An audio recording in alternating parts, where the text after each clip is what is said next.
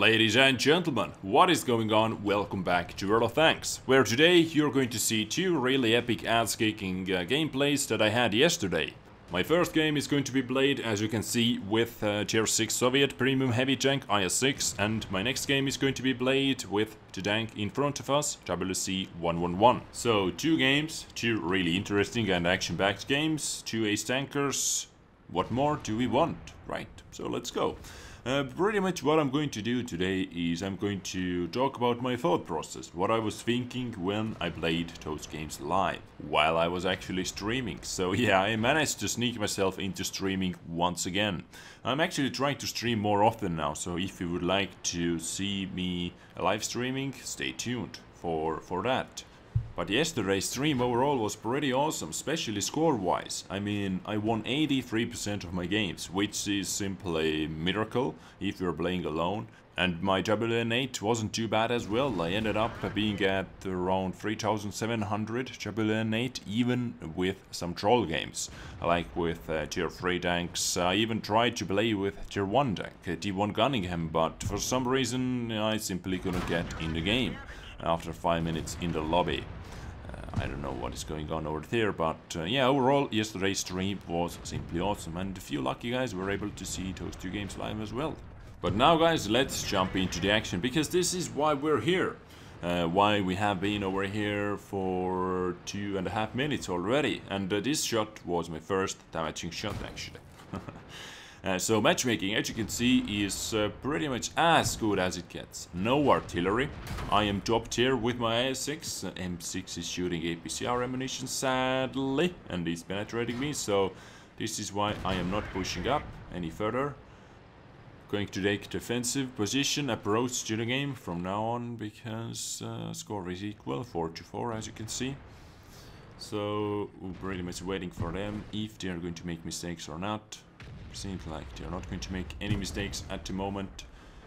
So let's just turn around and let's see if I can help out WZ-111 over here. Okay, T-32, heavy tank number 6, OE as well. Now OEs is fairly easy for us. The only dangerous target actually is T-32. If T-32 is played correctly, this tank can be a really devastating force. Now OE released a kill, showed his side armor, flat side armor, and actually he died in really awesome position for me especially, because you know, a few DDs are camping at D2. My first bounce was from Ferdinand as well, and that was pretty weird bounce, but okay, this is T-32's turret armor for you. Anyways, my first bounce was from Ferdinand at the start of the battle, as you can see. And most likely those guys are camping at D2, freely camping at D2, because we have no artillery in the game. Hello, 110, tracking shot. No artillery means free camp. Well, even with artillery, those guys have never been spotted. We know where D28 is. You can see D28 last known position is at K2, but we have no information about Ferdinand, and we have no information about Borshig as well, Rheinmetall Borshig. One more tracking shot needed, and engine fire. Awesome. So 110 is dead, but I received 2 penetrating shots from T-32, so T-32 is really good tank, plus this guy actually knows where to shoot and how to shoot. Which is pretty bad, because we have exactly the same amount of hit points, although I have better alpha damage, but we are both 2 shots to each other. And now my first sneaky kill is on the way, guys. I thought this D26 doesn't know that I'm able to shoot him, and boom! What a beautiful kill, or what, in my opinion. Jaffa cruising in, trying to be distraction, I believe. Because what else this guy can do over here, other than being distraction for me? Hello! Goodbye. Quick snapshot. I have DD support behind me as well, D28 prototype and Emil are supporting me. I bounced another shot from Ferdinand, and T-32 is rushing towards me. I was able to penetrate him. Okay, I should have better reloading time, because I took my shot first before him.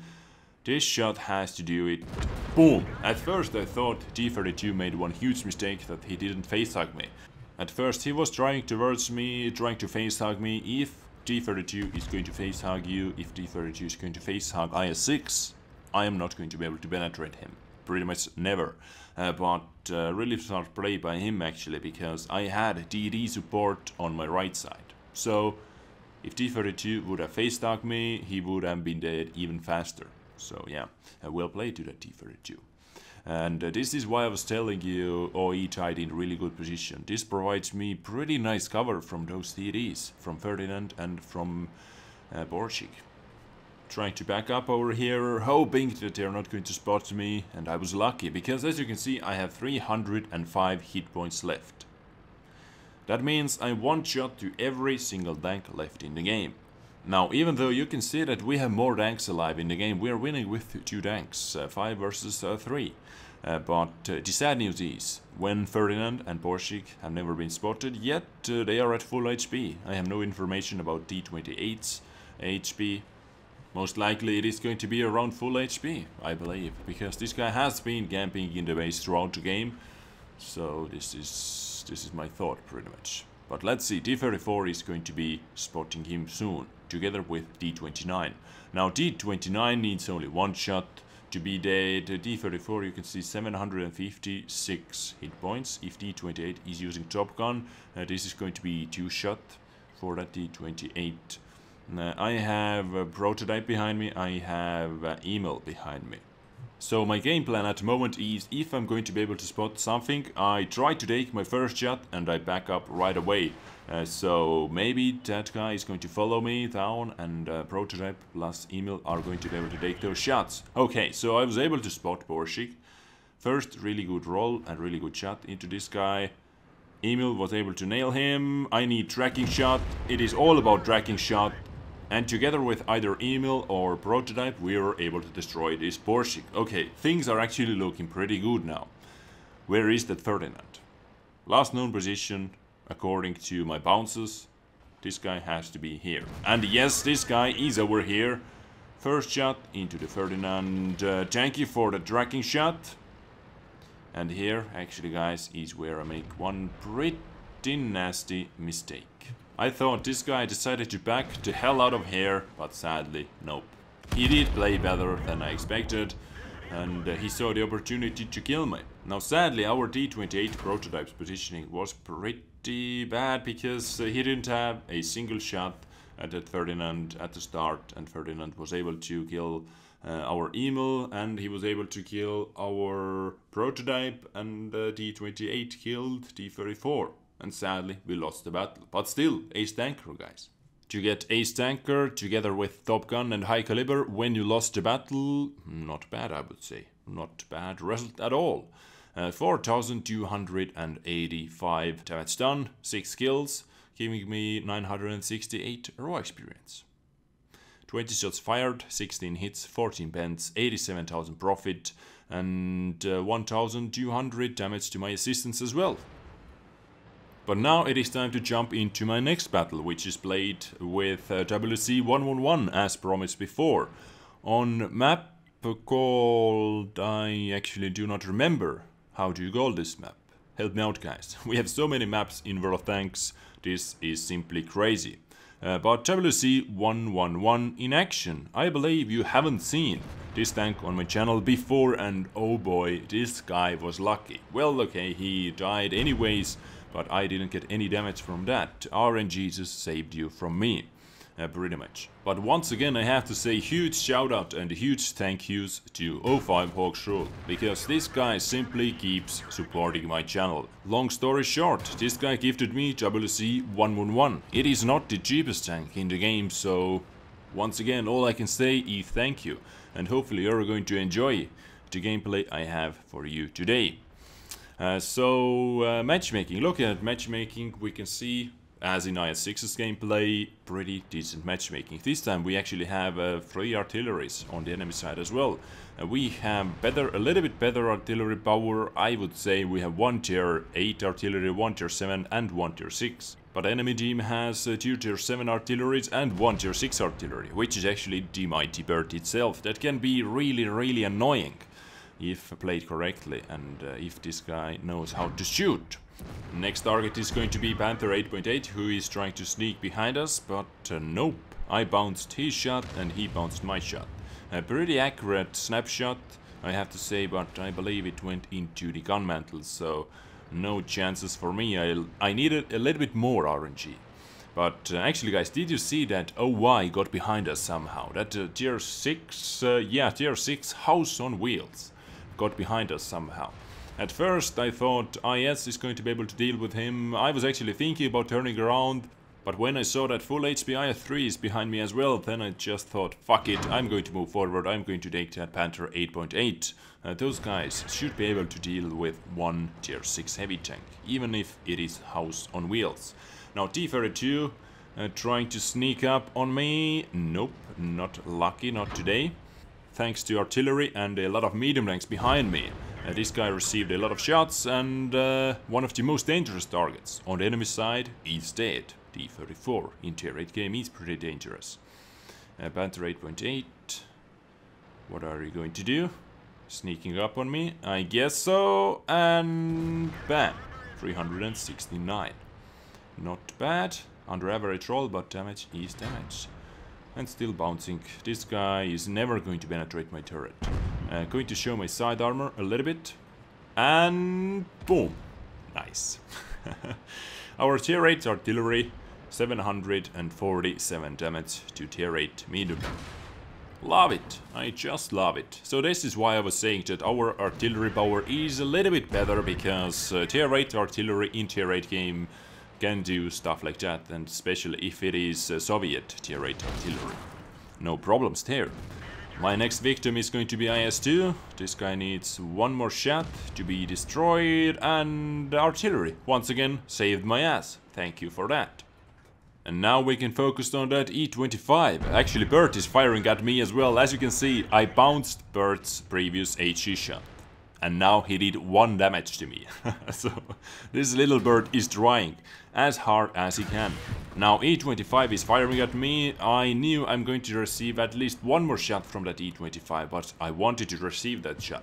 I wanted to make that trade, because as long as he keeps shooting me, he is standing still. An easy kill for me, but for some reason my gunner decided to miss. But now let's try it again. Seems like this guy doesn't like to move. Stand still. And boom. 112 damage done. E-25 is dead. But now, as you can hear and as you can see, our base is being capped. At first I thought, okay, this is how the game is going to end. Because 30 seconds left, because when there was 2 guys in the capping zone, they had to capture another 30 seconds to be able to win this game. But luckily, artillery, before going down, was able to kill, or was able to hit one of them. So it gave me some extra time, switched to HE ammunition. All I needed is 1 hit into that low HP Tiger, 1 with HE round, and cap is stopped. Löw doesn't know I'm here, 409, got him. D26 E4, full HP D26 E4 actually. At first I thought, how the hell? This guy has full HP, but okay, well played I guess. So at first I think he was going for a D69, and now he decided to come for me, which is actually huge mistake, because D69 can deal a lot of damage with 1 clip, like a lot of damage in no time.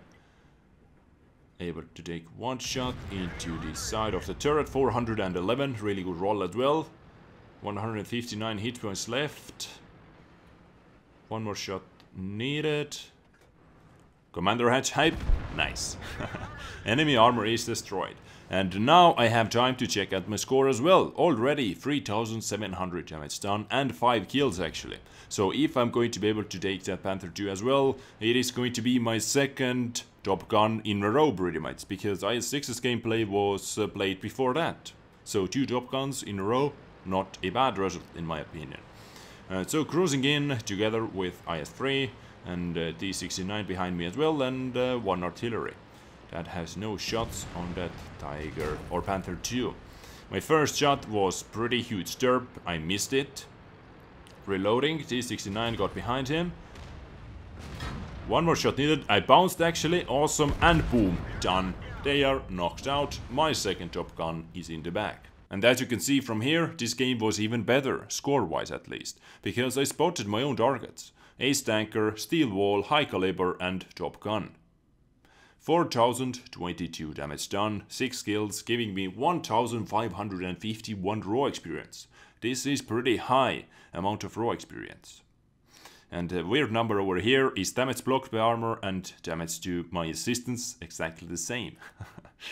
Yeah, Illuminati confirmed, and 106,000 credit profit, which is even better. So all in all guys, 2 really epic games back to back, 2 Top Guns back to back with tier 8 premium heavies. I hope you enjoyed today's episode, stay awesome, stay tuned, I see you when I see you, and goodbye.